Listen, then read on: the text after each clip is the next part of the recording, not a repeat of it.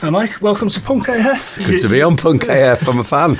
Great to see you. Good to see you, Paul. How was Dallas? Yeah, it was great, really good trip. It was it was double R&R, rest and recreation and rock and roll all thrown into the same trip. Brilliant. I first met you in 1992. I arrived in Rhyl in 1987. And I remember I was out one night and we were in the downtown. Oh yeah, good old downtown, yeah. I think that's where you met Jules. I did, yeah, in 1986, yeah. We were there and I remember there was this big commotion going on one night and the girl I was with said, "There's Nigel." And I'm like, "Who's Nigel?" And it turned out it was Nigel Twist. Yeah. Somebody said to me, "It's the Alarm." Yeah. They live in Rhyl. Yeah. And I was like, I'd heard 68 Guns before, but I absolutely didn't make the connection, no. No, I knew absolutely nothing about the Alarm. And we were in the Barrel, places like that. Yeah, and Rain in the Summertime was always on. Yeah. and those songs. And I began to hear more and more about you. Yeah. And we were doing a gig in The Mermaid one night, and all of a sudden you and Jules were down the front. Yeah, I remember that, yeah. So I just wonder how you first heard about us. Well, whenever I came home, we'd go and see bands. You know, I like going to places that had bands on. And we'd started out in the station with the B Hotel that was across the road at the time. That's where I did my first ever gig in 1977. That's right. And that's where the toilets started in the B Hotel, our first rehearsals. And so I'd just go down and see what was going on, whether it was a gig in the Bistro or the Mermaid or the Vic in Prestatyn. Just used to go and watch gigs. You know, there was the North Wales Hotel opposite the town hall. Sneaking there now and again. We were so made up to see you there. And because I knew nothing about you, I had no preconceived that's a good thing. Opinion. That's it. And I met you as Mike. That's it, yeah. Not Mike from the Alarm. Well, that's what the thing for me coming back to Rhyl was that's who I could be when I got home. Exactly. People leave me to be myself. Yeah, you travel the world all the time, but you come back to Rhyl and you've got your mates. Well, that's it. Everyone knows me. My whole family's been from Rhyl. Yeah. And we grew up here and went to school in Rhyl, and my mum and dad had a pub in the Crescent Road, and so I knew everybody. I knew their mums and dads, knew their kids, knew their brothers and sisters. Yeah. Played football with them all, or bought clothes in the clothes shops, or did whatever we had to do. It's brilliant. And that was it. So you just, everyone knows me as, Mike, or my nickname from school was Miggsy, and that's it. Yeah. So every time I come home, I can't be Mike Peters the rock star. It's all right, Miggs, how's it going? And it brings you straight back down to earth when you're talking to the postman who you went to school with. It's been great, that relationship over the years for me personally, knowing you as Mike. Yeah. And like you say, it keeps you grounded, and when you come home, you've got your friends. Well, that's it, because when you come home, you've got, you don't always come home from top of the pop. Sometimes you're coming home from hospital. Yeah. And then that's when you need your friends and your family around you, because they're there to celebrate the high points, and they leave you alone sometimes when you need to celebrate it on your own. But they're also there for you when it's in times of trouble as well, and that's what, living in a strong community like we come from has its downsides, of course, like anything, but the positives outweigh any negative. So in the 90s, PSST, we were only around for a very short time, and some of our gigs were great band though. The Bistro. Yeah. I mean, the Bistro was the place, wasn't it? Yeah. Really. Well, when I grew up in there and worked in there, they didn't have bands. That your generation were the first generation that had live gigs at the Bistro. Yeah. I always used to think, wow, when we were growing up in the 70s, if we could have had gigs in the Bistro, it would have been amazing. Yeah. And then you guys made it happen. I think we put an end to it for a little while. So you should. One of our gigs there, but we had played there as the Alarm in about 95, something like that. When we had the first. No, in fact, it would have been around. Yeah, it would have been 95. It wasn't the Alarm. It was me as a solo set. But we had Steve Grantley. It was Steve Grantley who's in Stiff Little Fingers now. It was his first gig playing with us, and we did a warm up gig in the Bistro, and it was pretty crazy. Bistro was an amazing place, and of course Martin Treherne was the guy there. He booked all the bands, Martin. Yeah. Sadly, no longer with us. No, yeah. A fantastic guy, Martin. Yeah, well, he was always a champion of live music, so he's probably what really got it through in the Bistro. Because every time I went to a gig, he was there. Yeah. You know, whether it was in any of the venues in North Wales, he'd be there. One of the nicest guys I've ever met, Martin, definitely. Yeah. And I ended up barred from there about 3 times, but that's another story. Yeah. Anyway, after PSST, we were in Trotters on the corner. Oh, yeah. that little place on the corner. And I remember you turned up. Trotters, echo name for a place, isn't it? Yeah. That's not one you want on the tour poster, is it? Do you remember? It was all pink, wasn't it? Yeah. And we absolutely decorated the place with posters. Les Hughes went absolutely mad at us.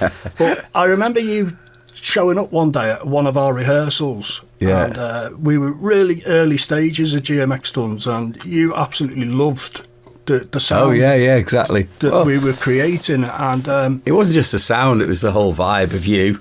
Yeah. You know, and what you were, you were the instigator of a lot of things. Yeah. And you brought an energy to your bands. And it was, it was dynamite. You know, you stepped in and you helped us with equipment and stuff, and you gave us the support at Bangor University. Yeah, that's it, yeah. I'm guessing over the years, I mean, I certainly what I've seen over the last 30 years, you help so many people.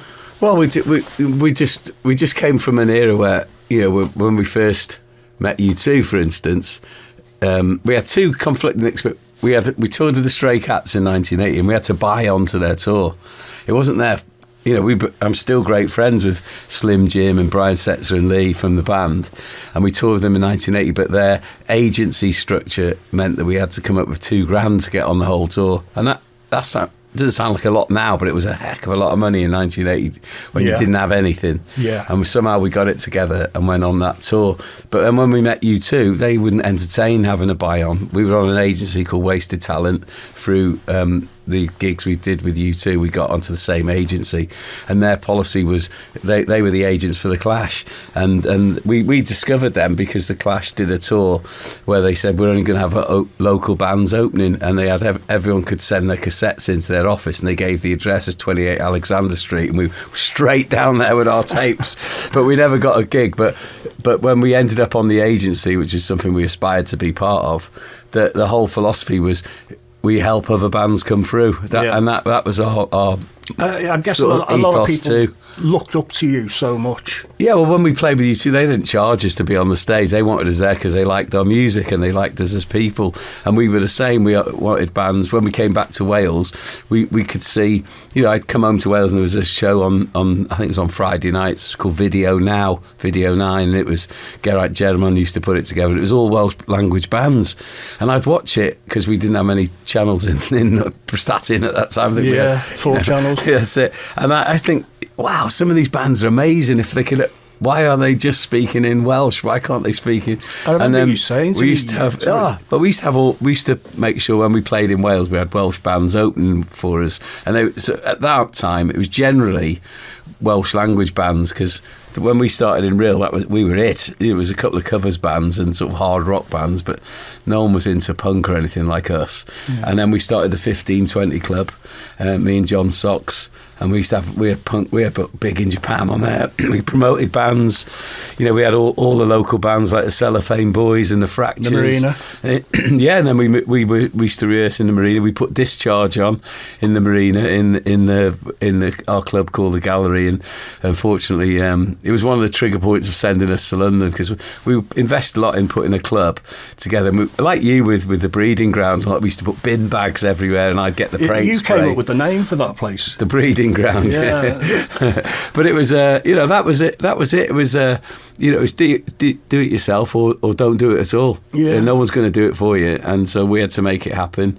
And when we Discharge played, there was a conflicted audience. They were great, but there's a hardcore skinhead element came along and smashed the place up. And Huey Shaw, who I'm sure you remember, who ran the marina, was like, "Get out of here, guys." We had the same, getting bloody raided all the time. That's it. Yeah. And the problem is, you see, you've got your mates, yeah, and they're all bloody skinning up and stuff like that. Yeah. Well, that's it. That was sort of what drove us to London, because we knew when we started the Alarm at that sort of time, that pivotal time in '81, we thought, or I said to everyone, look, we played one gig, and I thought, right, this is it.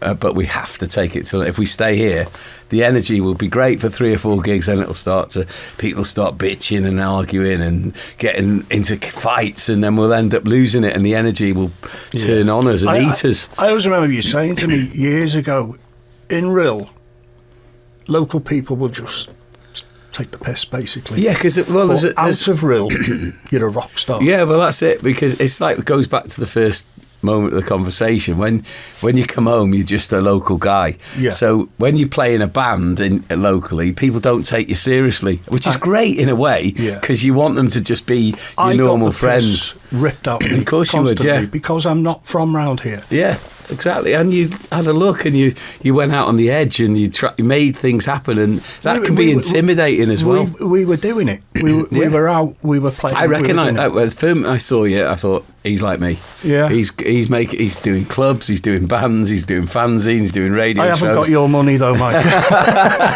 But, you do it with nothing. I'm the same. If I didn't have the wherewithal that I've generated through the bands and the music I've been in, I'd still be doing what you do. I do it for the love of it. That's it. I still do it for love. That's it. I'm lucky that, it was either our music has to. One time in 1980, we tried to kidnap a journalist in the NME offices, and it all went horribly wrong, and it became a very embarrassing. I'd love that publicity stunt. And there's a guy there called Roy Carr, and he pulled me to one side and said, "Mike, look, this is terrible what you're doing. It got all ugly." And he said, "But I appreciate what you're trying to do." But he said, "Go home, put all the energy for today into your music, and let that be the catalyst to bring people to see your gigs." And you're still pulling stunts like that now. I mean, vinyl. I know, yeah. Oh, we had loads. Look, when we played at the Marquee in London, when we become the Alarm, the booker, there was a guy called Nigel. We'd seen us play as 17 with the Stray Cats and didn't like us at all. And then when we came back to London a year later as the Alarm, he knew we were 17, so he wouldn't book us. He said, "They're rubbish. They're not playing here." But we knew Gene October from Chelsea, and Gene said, "Well, I can have my own support bands at the gig." So he got us a gig. We had to call ourselves the Black Sheep. And we were playing in the Marquee supporting Chelsea, and Nigel, who hated 17, said to our manager, he said, "These are going to be massive. Who are they?" And he went, "That's 17 that you wouldn't book."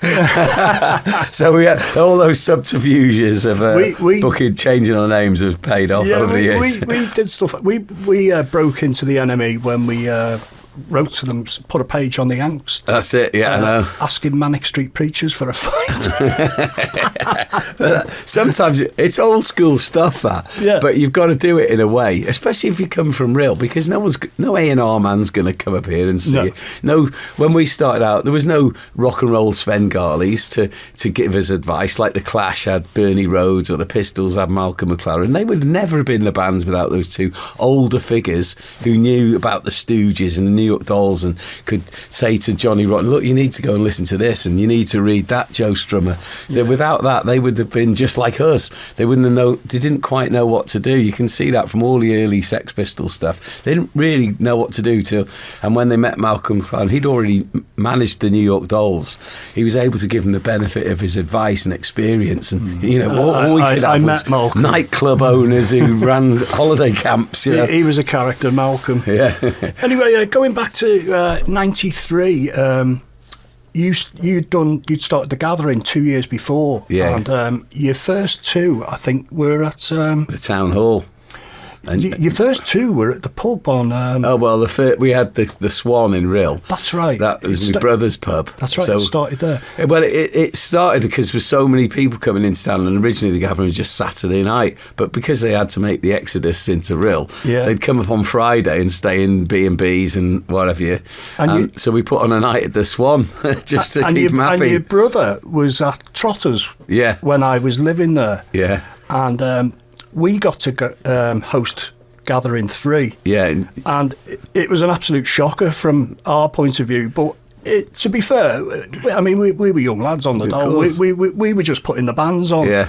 And we had all your fans there all day, and they absolutely drunk the place dry. Yeah. They're like a beer, the Alarm fans, and definitely. Pauline behind the bar had to keep running over the off-licence. Get some more tins. and they cleared the off-licence out as well. So by the time... Good for business in town, anyway. By the time you turned up from the town hall, there was no beer left. I remember you turning up at the door and you were like, I'm going to Bistro.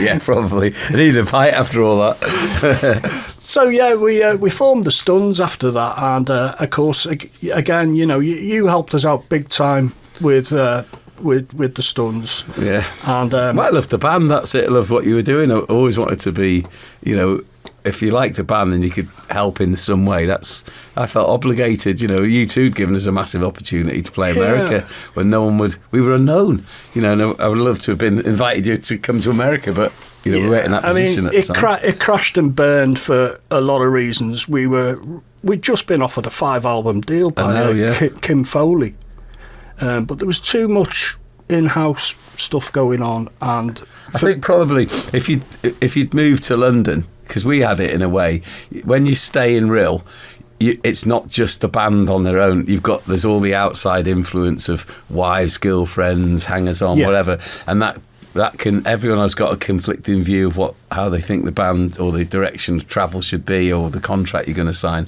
and it causes massive conflict. Whereas we moved to London, all of a sudden it was just the band. Yeah, we were in uncharted territory completely, you know, and everybody was looking to me for direction. And of course, we did that studio project, and that absolutely nailed us in Rhyl. It bogged us down, and some of the stuff that was going on behind the scenes in there with the tension and stuff, and you know, that's it. I wasn't a studio guy. I just wanted to make music, band. Yeah. But one of the best things that come out of that very short time in the studio was when you come in to do The Message. Yeah, that's it. It was great, that. I'd sent you a tape of some stuff I'd done, and I think your label, was it Castle at the time? Yeah. Eagle Rock. They asked us to do a track with you, and The Message was a great track, wasn't it? It's brilliant. It's kind of ahead of its time in a way. I think it's like an undiscovered. It still sounds brilliant today, I think. I was up at the Red a couple of months ago, and you were doing one of your acoustic nights there, and you played it. Yeah, it's still a great. Look, the message of the lyric is timeless, isn't it? It's one of the great lyrics of all time, I think. I sort of that was the first time I got to see you close up, and how professional you were, how you just nailed everything. Not bad after 40 years, I suppose. No. and of course, after we did that, we all went down to Henley.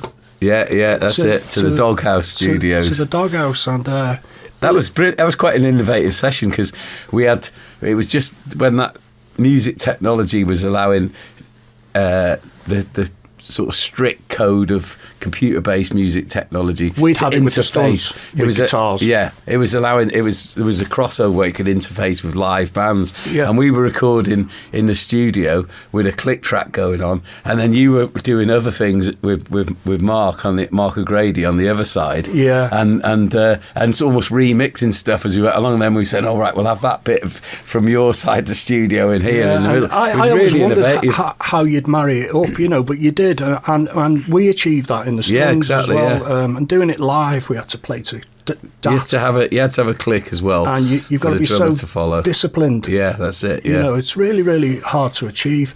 And of course, Billy was there, wasn't he? Billy Duffy, Mr. Duffy, big Man City fan. Who say less of that now. Yeah, they're doing a little bit better now than they were. We always have banter about that. We stay in touch all the time, me and BD. That was a great experience for me.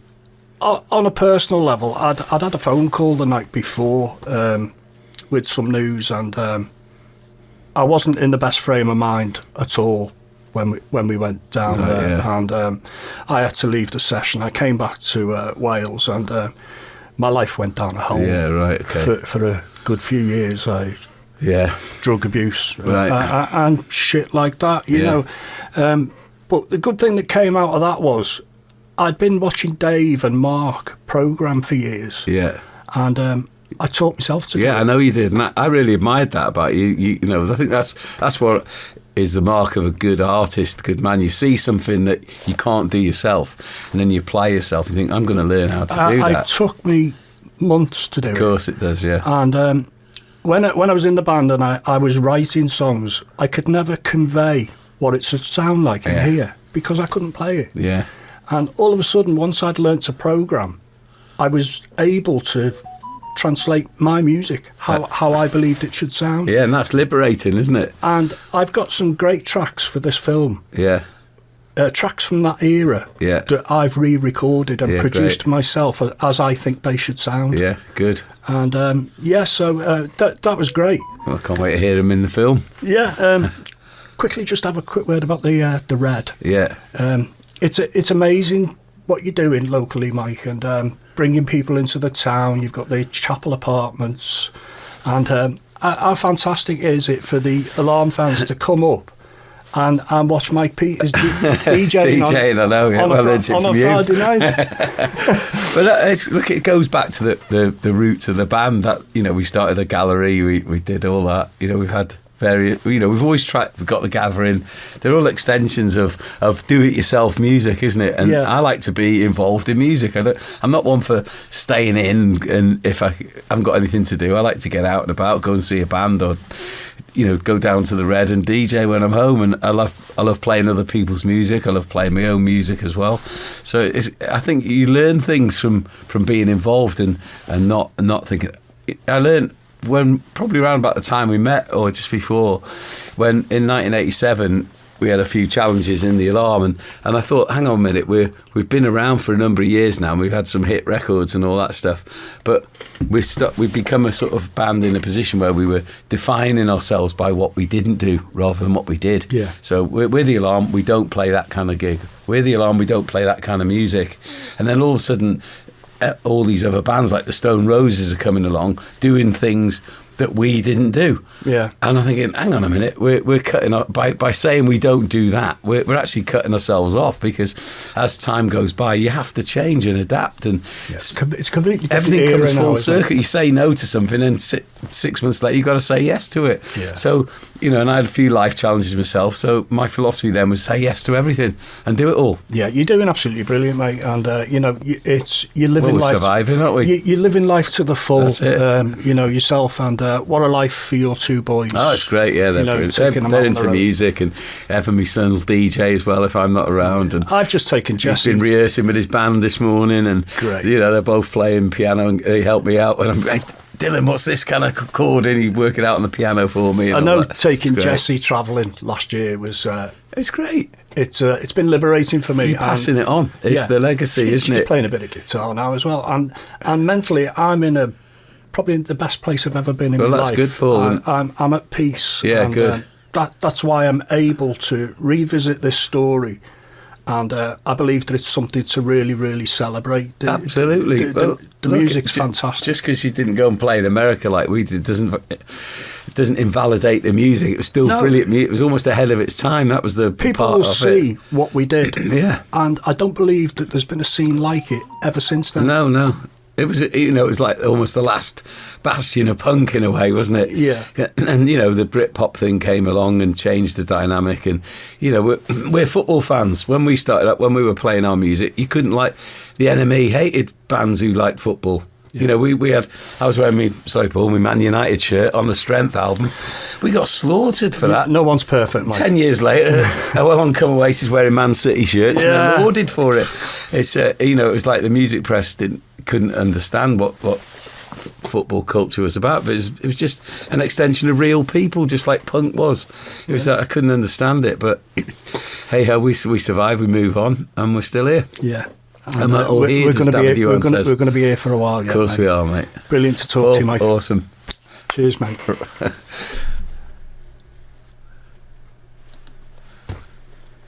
That's how we recorded it. Great interview, Paul. Yeah.